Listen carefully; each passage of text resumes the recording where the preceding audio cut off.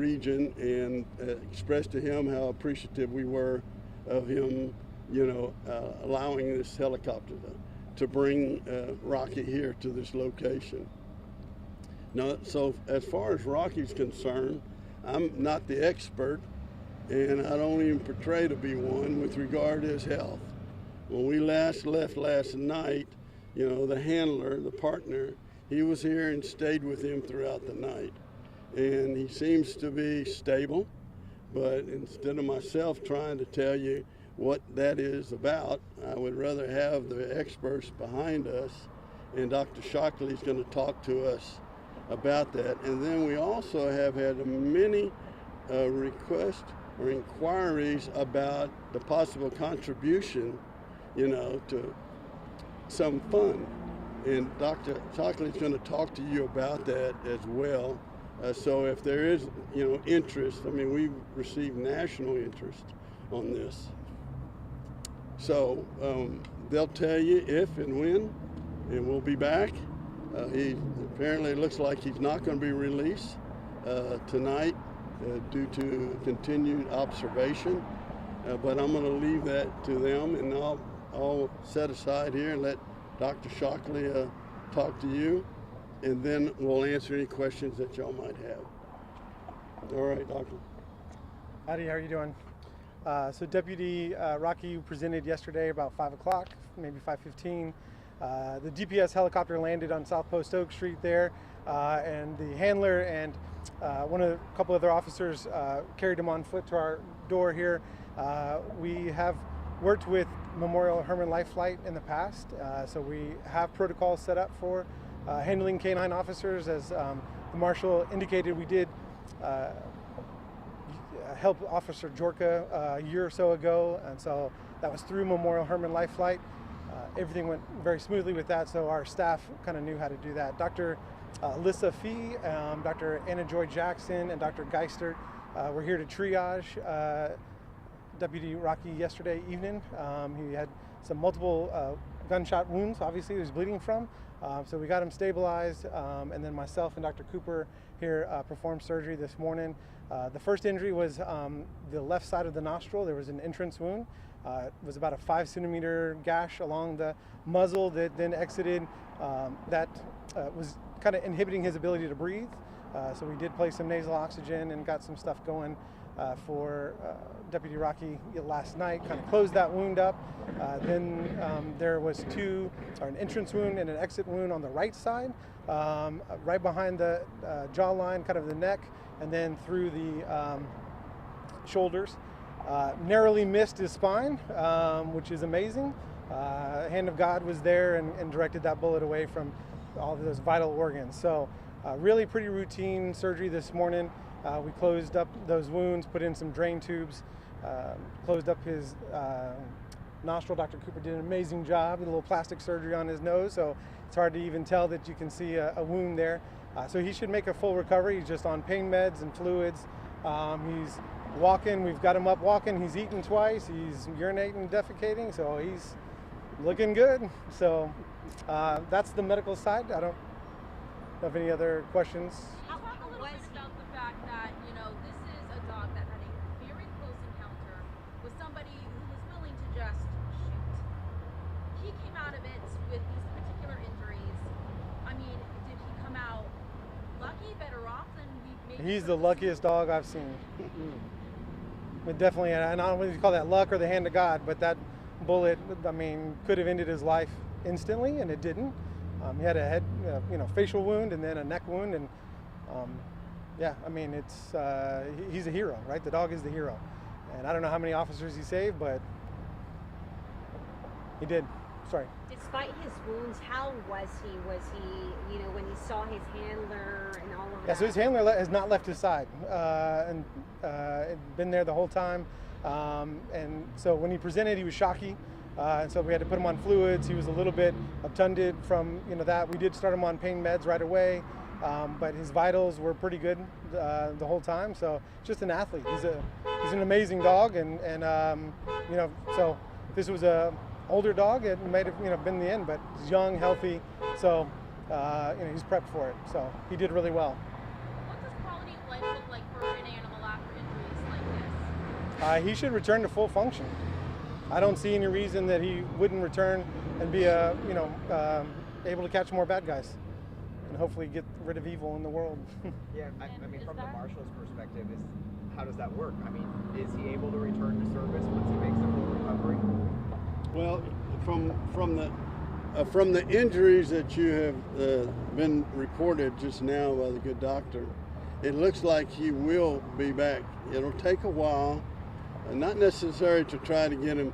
These dogs are so well trained that even though they were injured so badly, doesn't mean they're going to be apprehensive a month from now. No, they're going to want to get right back into the middle of it. And that's the relationship you have between the partner, the trainer, and the dog. And once that dog gets up and running, I will see that more likely with the okay of having the physicians telling us, the veterinarians telling us that he's clear to go back into service, that more than likely everybody be anxious to get him back into the service of the Marshal Service. How's his handler doing? I mean, I feel like when you have a dog that's your companion 24/7, that's your family. Absolutely. I mean, we're all animal lovers. And so with the trainer or the partner, you have to be empathetic of him just as much. And so everybody's been supporting him here and making sure, that he's okay, and the family. He's got a family with children. And so this dog's a part of the whole family, not just the trainer. And so you have to consider that aspect and make sure that all is well. Law enforcement, we're all type A, okay? And, we got the macho-ness in us. But yet, when it comes to children, innocence, and to animals, dogs, there's a heartfelt feeling. A question about yesterday. We received some questions from viewers asking, this is a warrant that was served in a very busy parking lot in the middle of the day. Can you share a little bit about kind of warrant protocol, if that's typical for something like that to happen? Well, clarify when you mean protocol as for what? As far as just serving warrants, people were concerned if this is somebody that is considered to be dangerous. Is it typical that we're seeing these warrants served in busy spaces in the middle of a day? Well, there's no such thing as typical first.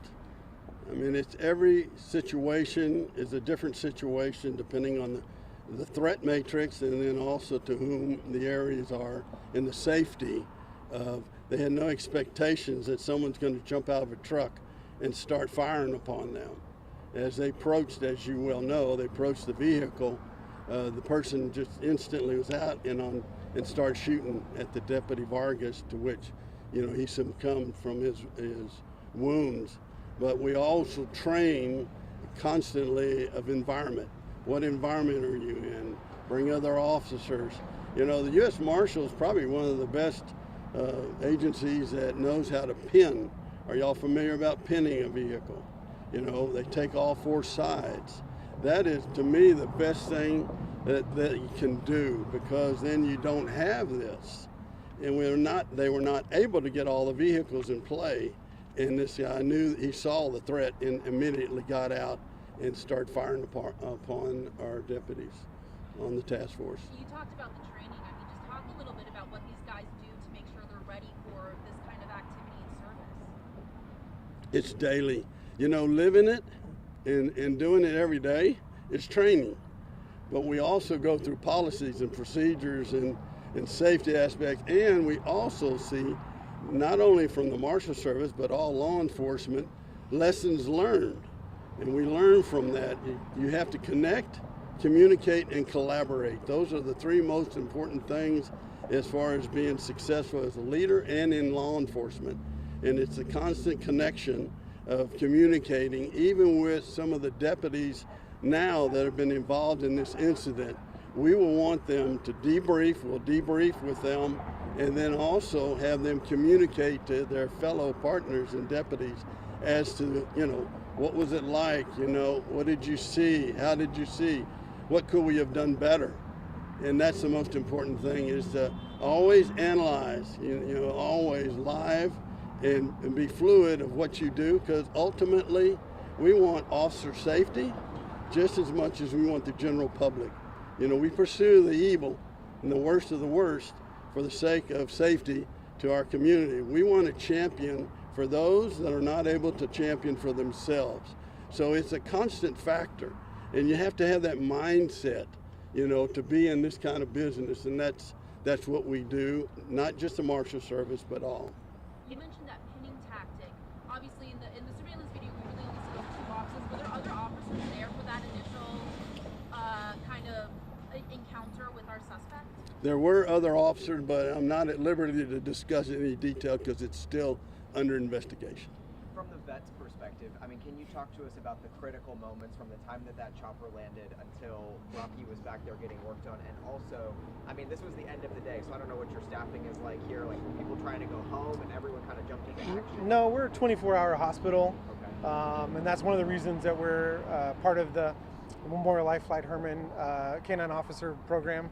So we have a doctor here till midnight every night, and we've got veterinary technicians that are here 24/7. So we see emergencies, mainly our client emergencies after midnight. So, but we see other emergencies during the day. So it's not anything that was unique as far as the timing of it.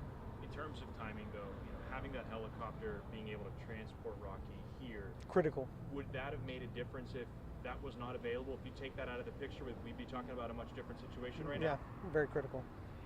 And sorry, to clarify on that, yesterday I think you or the chief said at the press conference, thank you to the governor's office for allowing that chopper to land. Can you kind of explain what the governor's office connection? I understand they're involved with DPS. Well, obviously the DPS and the direction of the DPS, and of course they want to communicate with some of the things that are somewhat out of the ordinary. But I will say that the Gerald Brown, the major of the Department of Public Safety here, I had a meeting with him today, and of course he is the first line, and then he communicates up to the director and also the governor, because it was live and they saw what was going on. So obviously they wanted to be informed about what's going on. But I will say that Major Brown was the key aspect of a goal to land right there on location.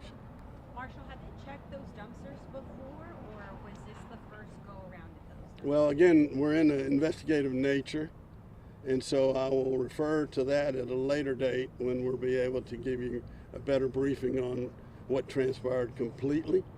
And so I have to hold off on that at this time. I'm hearing from some people online, they're saying, how can I send Rocky treats? How can I buy him a steak?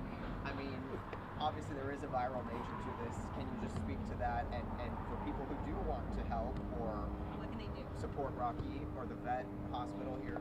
Well, I can only say, I've had relationship to some of the principal doctors due to the A&M connection, the Aggie connection, Aggie Nation, and they're superb in what they do. And I said, if I were really sick, I think I'd come here to the vet clinic than anybody else. But I'm going to let Dr. Shockley talk about, where, as far as items, obviously let them, they're the ones that are getting, a lot of the items to be brought here on location, and then any kind of contribution. So I'm going to let Doctor address that. Thank you. Yeah, so Dr. Red Duke actually is instrumental in starting this program. And so he charged the Herman Life Flight crew to form something to do this. And so I think since 2019, they've trained the Life Flight crew there has put a class together training K-9 officers.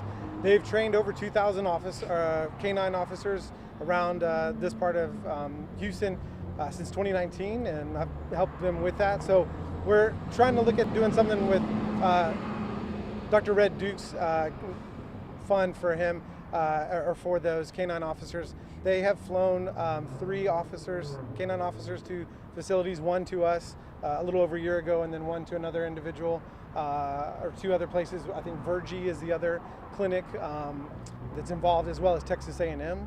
And then DPS has flown 2 officers. So we're trying to put together a website with collaboration with them, so that those funds can then be used for other K-9 officers in the future. This is not the first time that we've had a K-9 officer being hospitalized here, and it unfortunately probably will not be the last, as there are significant bad guys in the world doing bad things to dogs and people with that. So more to come with that, I guess, is what I would say.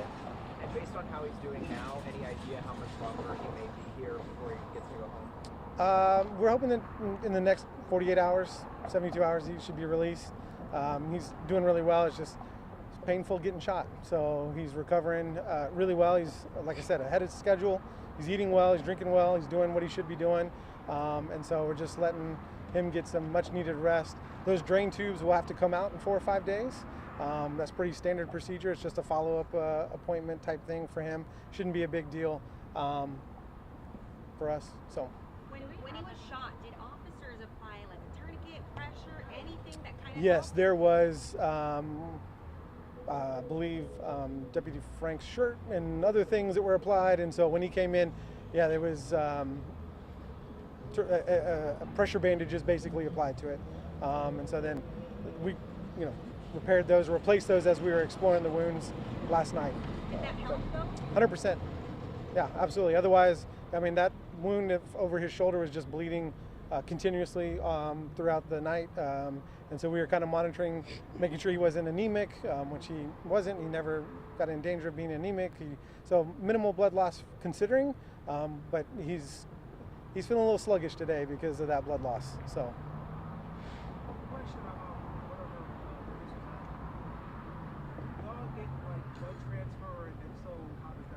Yeah, so we give blood transfusions here at our hospital. Last week we did 4 to 4 different dogs, so it's something that's very common.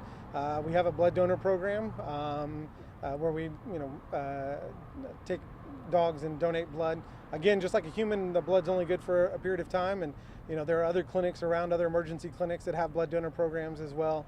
So if anybody has a dog that's of certain size, they could talk to their veterinarian about donating blood to that. They do have to be typed and a few tests, but that's something that's available with that. Could you explain the funds with the lifeline thing again? I'm sorry, I was having trouble hearing you. Oh yeah, sure. So Dr. Red Duke put this together, right? And Memorial Hermann Life Flight, I believe they are flying K-9 officers at no cost to the agency or the entity. And so Westbury, we decided years ago when we started this program in 2019 that we would also not charge our officers, since they provide a immense service to the community and something that we can do to give back. And there are a lot of people that are reaching out wanting to donate funds and those kinds of things to the future. And so we're trying to do something that would benefit all dogs, all K-9 officers, that are with that. So we're trying to talk to how to figure that out. We're just a private practice veterinary group, and those kinds of things are above our expertise, and trying to make sure that Memorial Hermann and Life Flight, that they have some say in it, since they're the ones with that, and trying to coordinate that. So more to come, I guess, is what I'm saying. Sorry. So just to reiterate the situation, and yes, we lost a deputy in line of duty, but Rocky saved lives. He saved lives of deputies, because this individual was not going to go peacefully. And the firing upon whomever got in there was going to be lethal. He had full intentions to not leave there apparently alive. We know not, other than his actions, and Rocky saved the lives of these deputies. Unfortunately, he survived. All right, is there any further questions? Thank you. Will you guys be able to share some pictures of Rocky, of how he's doing? I've got some great pictures for you. Yeah, so. Yeah, that was my Open question. your airdrop. They're coming. Was he wearing a bulletproof vest? Sorry. Well, again, I don't know about that, but I'll say this also. On the scene, there was other K-9 operators, and they train all the time to triage. Even the Marshal Service trains to triage not just dogs, but human beings. you know, at any incident. So that's a constant factor. So they were well versed how to try to triage the Rocky right there on the spot. And apparently it was life-saving from what the doctor says. Anything further? Thank you. All right, well, thank y'all very much, and I apologize for you sitting around here for so long. Okay, adios. All right. Okay, I just sent it.